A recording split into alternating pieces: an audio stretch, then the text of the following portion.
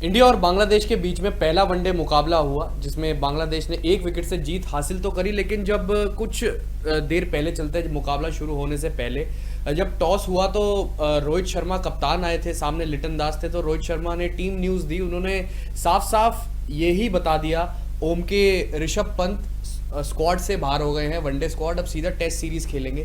BCCI ने भी तुरंत जानकारी ये दी कि मेडिकल असिस्टेंस जो टीम है हमारी, उनसे हमने एडवाइजरी ली है, उन्होंने हमें एडवाइस दी है कि ऋषभ पंत वनडे सीरीज नहीं खेलेंगे, अब सीधा टेस्ट में मिलेंगे बांग्लादेश के खिलाफ जो दो टेस्ट मैचों की सीरीज होगी। अब लेकिन बड़ी खबर ये आ रही है कि ऋषभ पंत ने खुद ही बोला है कि मुझे वनडे स्क्वाड से बाहर कर दो, क्योंकि इंग्लैंड सीरीज हुई थी जब इंग्लैंड में जाकर 125 नॉट आउट की पारी खेली थी ऋषभ ने रविंद्र जडेजा के साथ पार्टनरशिप बना के वनडे सीरीज में। तब उसके बाद से कुछ अच्छे स्टैट्स नहीं रहे ऋषभ पंत के बाद में। क्या ये सेल्फ कॉन्फ्लिक्टिंग है? क्या ये थोड़ा सा अब उनका कॉन्फिडेंस डाउन हो गया है खुद ही ओम के खुद ही उन्होंने कहा कि मुझे वनडे सीरीज से बाहर कर दो? देखिए, मेडिकल कंसल्टेशन की बात करूं तो तीसरे वनडे मुकाबले की तरफ चलते हैं जो न्यूजीलैंड के खिलाफ हुआ था भारत का। उसके अंदर ऋषभ पंत ने 10 रन की ताबड़तोड़ पारी खेली थी और उसके बाद कहीं ना कहीं थोड़ा सा रेस्ट लिया था। हम देख रहे थे बॉडी मसाज करा रहे थे।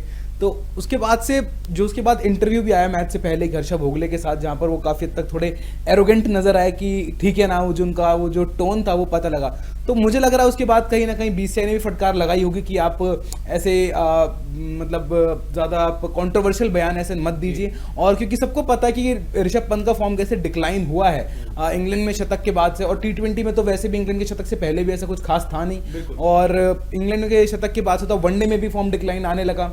आप अगर मैं बात करूं तो जो 2 वनडे मुकाबले खेले वहां पे ऐसा कुछ खास कर नहीं पाए, और जो खेलने का तरीका था वो काफ़ी हद तक सिमिलर था। वो शॉर्ट पिच गेंदबाजी फंसते हुए नजर आए और लेंथ सही प्रेडिक्ट नहीं कर पा रहे, प्लेड ऑन हुए।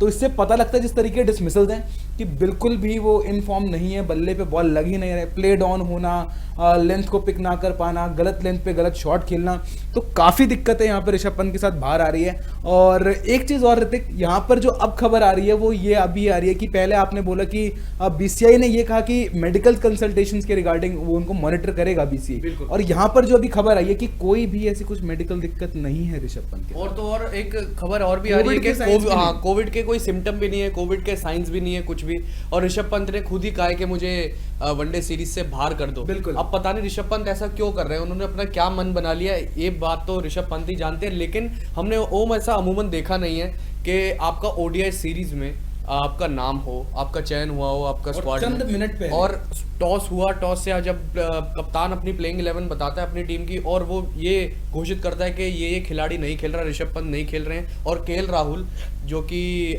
पार्ट टाइम विकेट कीपर है, रेगुलर विकेट कीपिंग तो करते नहीं, वो आपके लिए विकेट्स कीप करेंगे। हमें याद आता है जब एक समय पे राहुल द्रविड़ के साथ भी ऐसा हुआ था, सौरभ गांगुली ने वर्ल्ड कप से पहले उनको विकेट कीपिंग ग्लव्स थमा दिए गए थे कि आज से आप हमारे रेगुलर विकेट कीपर होंगे, और एकदम से भले ही हाँ विकेट कीपिंग करते हैं लेकिन बहुत ऑफन नहीं करते, बहुत कम विकेट कीपिंग करते हैं केएल राहुल। और यही हुआ, मैच से पहले आपने एक विकेट कीपर कम खिलाया और आपने केएल राहुल को यहाँ पे विकेट कीपिंग ग्लव्स थमा दिए। जी, पर यही है कि आप अगर आप थोड़ा पीछे चलिए आईपीएल की तरफ देखिए अगर 2022 का, तो उनका जो स्ट्राइक रेट था 2021 में 122 था और इस बार ही 126 हुआ था, बहुत ज्यादा इजाफा नहीं हुआ। बिल्कुल। और उनका तब भी बेस्ट स्कोर 44 ही रहा था। अभी हम बात करें तो न्यूजीलैंड गए 2 वनडे सीरीज खेले, और बिल्कुल, और तो और अब टी20 सीरीज में भी उनको मौका दिया गया था। हार्दिक पांड्या कप्तान ने उनसे ओपनिंग कराई थी, तब भी कुछ खास नहीं उनसे, और उनका खुद बयान आया था कि मुझे ओपनिंग मेरे लिए बेस्ट पोजीशन है, मुझे टी20 क्रिकेट में मुझे ओपनिंग करनी है। और अगर मैं उसकी बात करूं तो 3 सीजन हो चुके हैं ऋषभ पंत को यहाँ पे रन ना बनाते हुए।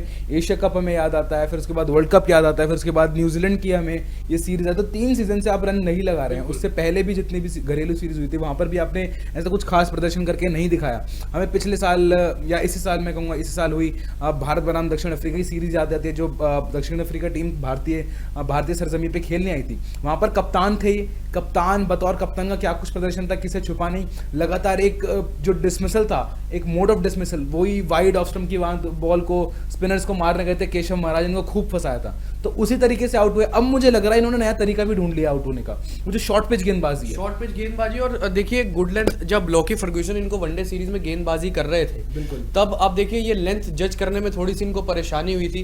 गेंद अब जानते हैं कि लॉकी फर्ग्यूसन कंसिस्टेंटली 150 की रफ्तार से गेंदबाजी कर सकते हैं, 148 150 के बहुत आराम से गेंदबाजी कर सकते हैं, लेकिन वो गुड लेंथ पर गेंद थी, तेज इतनी आ रही थी, थोड़ा सा जो पिच पर उछाल था वो थोड़ी सी उछाल लेकर आई थी, लेकिन उन्होंने उसको पुल करना समझा, शॉर्ट आर्म जैब करा उन्होंने उसको, पर वो इनसाइड एज लेकर विकेटों में चली गई, प्ले डाउन हो गए ऋषभ पंत। तो कहीं ना कहीं अब ये बात है कि फॉर्म तो एक चीज होती है फॉर्म खराब चलना, अब एक चीज होती है वो चीज मेंटल बन जाती है थोड़ी सी, मतलब कि आपके मन पे चढ़ जाती है ये चीजें।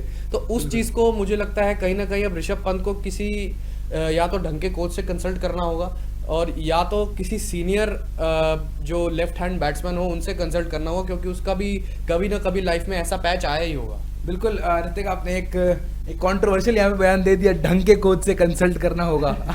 टीम इंडिया के हेड कोच है इस टाइम पे राहुल द्रविड़। देखिए अब देखिए काफी लंबे टाइम से टीम इंडिया के हेड कोच रहे थे राहुल द्रविड़, लेकिन सॉल्यूशन तो अभी तक पंत की जो बल्लेबाजी का मिला नहीं। टेस्ट में इन्होंने प्रदर्शन, ऋषभ पंत ने प्रदर्शन बढ़िया किया था, काबा वाली सीरीज बहुत बढ़िया प्रदर्शन किया था, आप उससे देखिए, आप तब तो T20 में भी अच्छा प्रदर्शन करते थे वो 2020-21 में, तब कोच कौन था, हेड कोच रवि शास्त्री थे। जब से राहुल द्रविड़ कोच आया, मैं राहुल द्रविड़ की एबिलिटी पे कोई कुछ भी नहीं कह रहा हूँ, लेकिन ऋषभ पंत के ऊपर कह रहा हूँ कि लेकिन उनको उनके साथ बैठ के किसी को बात तो करनी चाहिए। अब मुझे लगता है बात ना करने का नतीजा वही हुआ है जो उन्होंने हर्षा भोगले को इंटरव्यू दिया है, जैसा मुझे कहीं ना कहीं ये लगता है। बिल्कुल, हर्षा भोगले के साथ जो इंटरव्यू हुआ था, हमें याद आता है क्या कुछ उनके बयानबाजी थी, क्या कुछ उनके टोन थे कि मेरे वनडे और T20 क्रिकेट के भी नंबर्स इतने खराब नहीं है, ठीक है ना। तो ये कुछ ऐसे कुछ वर्ड थे जो ऋषभ पंत से आए थे हर्षा भोगले की तरफ।